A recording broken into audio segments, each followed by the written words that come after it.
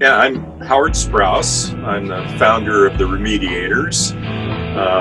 The Remediators was formed in 2005 for the purpose of commercializing mycoremediation, ectomycorrhizal fungi, Pacific Northwest National Laboratory, Superfund sites, one in Oregon. We commercialized mycoremediation in 2005 for the first company in the world, I believe. We kind of cut our teeth on doing petroleum cleanups. This very exciting moment, let me just preface that again because it's really been something.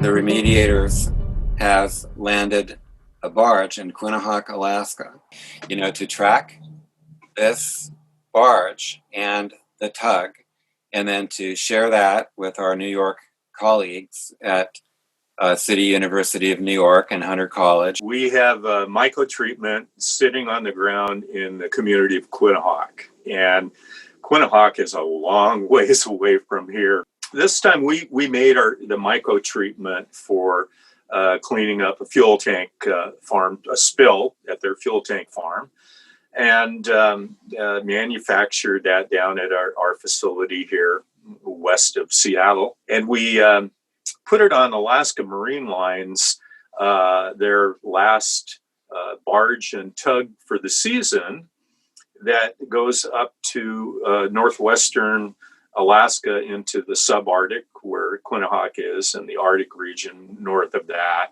Nome and so forth. Quinhagak is in Good News Bay, which is kind of the northern area of the Bering Sea, Crystal Bay, kind of around the corner. Today, it's cold. It's been hovering around freezing there for a week. There are people in the community that are going to apply it with the supervision of us from down here and from the participation with City University of New York, Hunter College, and the Pratt Institute. And they're using this as an educational opportunity for their cultural and environmental classes for their master's programs there. And we'll be getting to that in a moment because Enrique is going to join us and we'll have that interview with him and we'll cut to that. Great. Yeah. And you take a broad view of, let's say, the importance or the meaning of what you do and how you do it.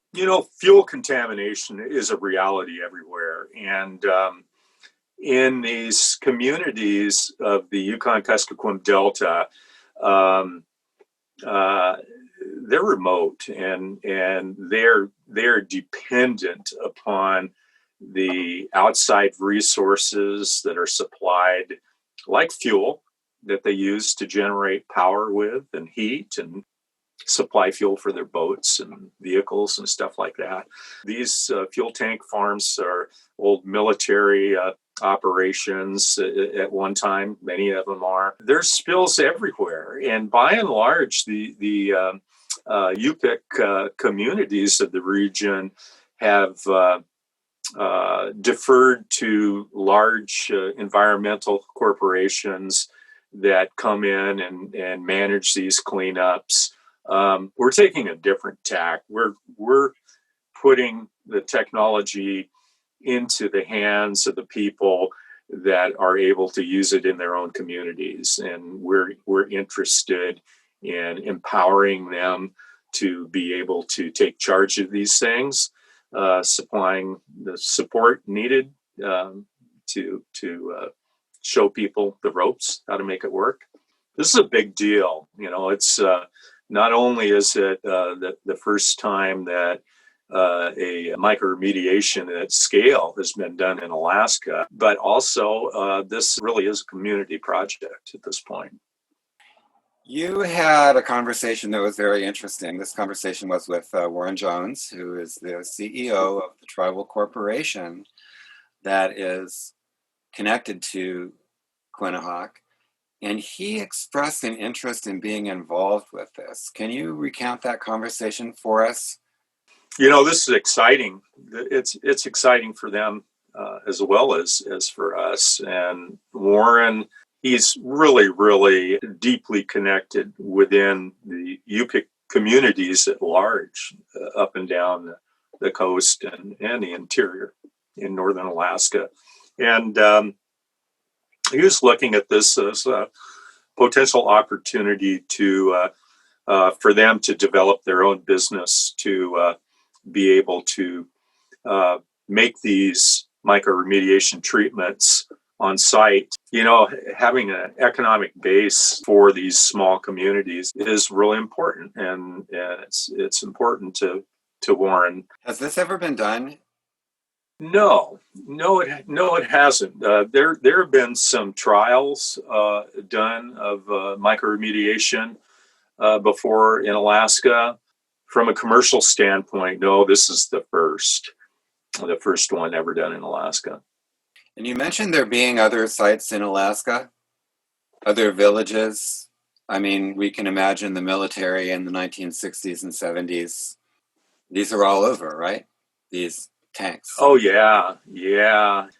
Fuel tank farms are not forever. Fuel tank facilities were big single wall tanks that were placed, if anything, on a gravel containment that's supported by the ground. And up there, you know, the permafrost is a big factor in the structure, the support for these farms. And so over the years, you have a combination of the natural weathering and slow rusting away of these fuel tanks, as well as the ground becoming unstable as the permafrost has been melting. And I think that at least in the areas that I spent a lot of time at in the region, I don't think we dig farther than a foot before you start encountering permafrost. And so, you know, somewhere between a foot or two, this is the support for these tank farms. And so if we look at how fuel has been managed in general in small communities of the region, it's a combination of, at best, having these big tanks and big tank farms with storage capacity of from tens to 100,000 gallons of diesel, and the same for gasoline. Where there's fuel being put to use, there are spills, and spills need to be cleaned up. It also is short-circuiting a typical response action that's used around cleaning up toxins in soil in Alaska. And one of the things that I ask people when we talk about the biggest of spills in Alaska is the Exxon Valdez oil spill. And my question to people as I talk about this is, do you know where the Alaska oil spill went? And the answer to that is it went to the Columbia Ridge landfill in Oregon. And this is still a preferred method of cleaning up environmental toxins from soil in Alaska, is to put these contaminants on drums and on barges and ship them down to the lower 48 and up the Columbia River. How crazy is that? We think we can do better than that. We can clean up these spills, these contaminants, especially petroleum, that break down completely. We can do them on site, so they don't need to be dug up. They don't need to be shipped off and taken to another state to resolve a contamination problem. You know, I recall recently looking at the remaining fuel spill cleanup needs for the region, and it's pretty extraordinary. We look at everything from the cost of mobilizing a barge to the cost of just monitoring and coming up with the plans to do this. It's really, really a huge endeavor when you're talking about digging things up and hauling them off to another state, in comparison with doing it in your own community with your own people, and you know, another aspect of that is that it gives people jobs in the community, and that's really what we're interested in, is um, giving people a reason to stay home, if you will. These communities are desperate for work, you know, like many parts of the country are, but particularly these remote Alaskan village communities.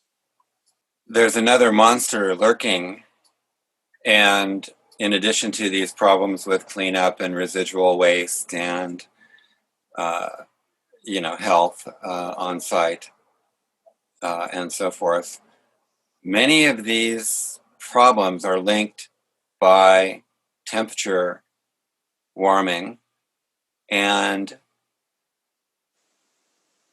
that includes the stability of the tanks themselves. It refers to the lifestyle of the people there and what they need to do to survive through the winter. It relates to the health and security of the village and its physical location. And in fact, we heard this village is required and anticipating physically moving the village. Yes. So this seems like a lot of compounding scenarios related to, you know, a few causal issues, but one in particular, which is things are getting warmer and melting. Well, the interesting thing, and interesting and tragic at the same time, is that the village of Quinhagak has been in the news internationally quite a bit over the past number of years, as representing really the issue of Arctic sea ice loss and climate change. These storms now are pounding the beach, and in fact, that at Quinhagak, it's uncovered an old village site. They're calling Nunaluk. I'm probably not pronouncing it correctly, but it means old village, and it's a number of miles out of town of Quinhagak. These artifacts that have been uncovered there have turned into the largest collection of Eskimo artifacts in the world. It's extraordinary. They're losing ground. They're going to have to move that community, and many Yupik Eskimo communities are going to have to move.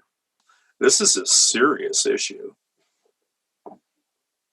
So what does that mean for the people in the community? Well, you know what it means is that there's uncertainty. And so, you know, it's no small feat to pick up and move. And so the question then becomes whether it's one of expediency, that I've heard things as crazy as, well, wouldn't it make more sense if these rural communities would relocate to the city? And the problem with that is that the identities. Wait. You're kidding me. Move to the city? Yeah, move to the city. Can you imagine, you know, pick up your town and move it into Anchorage, say, or Fairbanks? What would that do for your identity as a culture? It would destroy it, is what it would do. So this is a serious issue. There are many communities, small communities like Quinhagak, that are looking at the need for having to relocate to a little bit higher ground. They're getting it from both sides, Robert. And the thing of it is you have these storms sweeping in from the west, pounding at the beach, and the rising waters of ocean waters. And of course, you know, we also have, I guess, rising tectonic plates. And so it's a matter of if they're going to outpace each other or not. But the other part of that equation is the increased amount of water that's coming off of the rivers in the area. And in Quinhagak, the major river, there's the Quinhagak River, and it's taking aim at the community from the east. And so they're losing they're in danger of, rather, of losing their main connecting road to their airport, which is a critical part of the community infrastructure. That's happening from the east, and then from the west, they're losing beach. Well, now, Howard, you and I are participating in the Greenbelt Society, which you have mentioned. It's sort of it's a collective. We've collected each other. It's a collective of individuals, researchers, professors, students, from a group of universities in New York City. So City University of New York being an umbrella, and Hunter College being represented, and Pratt Institute being represented. We got to a point in our conversation where we realized this was a very serious situation, as you've said a couple of times, and impacts the people in the village going forward, not only related to the completion of the job, but as far as being able to make it through the winter and be comfortable and healthy. And we didn't talk about the fourth horseman of the apocalypse, let's say COVID-19. Yeah. This is a serious thing that that there have been a number of outbreaks in the Bethel region in Quinhagak of coronavirus. And they've been taking it really seriously. They've been mostly in lockdown since March. The problem is that modern rural communities are dependent upon interaction with the outside world. They get their groceries, for instance, come in on airplanes. And so there's this, and there's that element of risk that the next plane is going to deliver the equivalent of the poison blanket in 2020. You're saying the next plane that brings the groceries brings people, maybe a student that went away to study and come back, or someone off to a job and comes back, or those kinds of things. And those people then, are they going into quarantine immediately upon return? They are. They have a very rigorous quarantine program in Quinhagak where 2 weeks you have to be self-isolated for 2 weeks. And the problem, though, is that as you have these outbreaks, and whether they're symptomatic or through testing, the community this summer has been in really one continuous lockdown. And so this has hurt the economy. A lot of the economy of the community has to do with things like tourism, people coming in to visit the archaeological site, for instance, or go sport fishing and so forth. But also just the interactions of what it is to engage in the summertime life in a rural village scene, that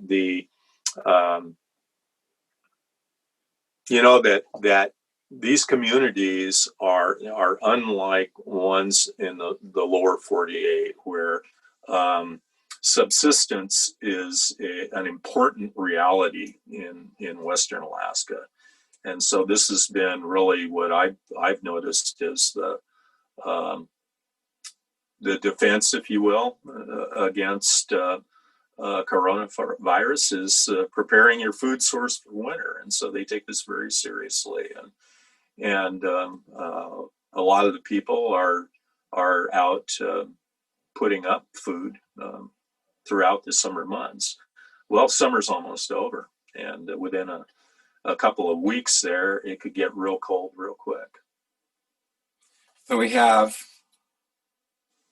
melting permafrost, leaking tanks, reduced travel and access according to traditional means, kind of a damper on hunting and fishing, making it more difficult.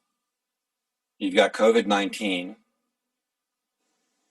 and they've got to move the village. I won't say that the hunting and fishing are more difficult. And in fact, the state of Alaska has compensated by allowing extra time. For instance, for moose hunting this year, they got an extra month.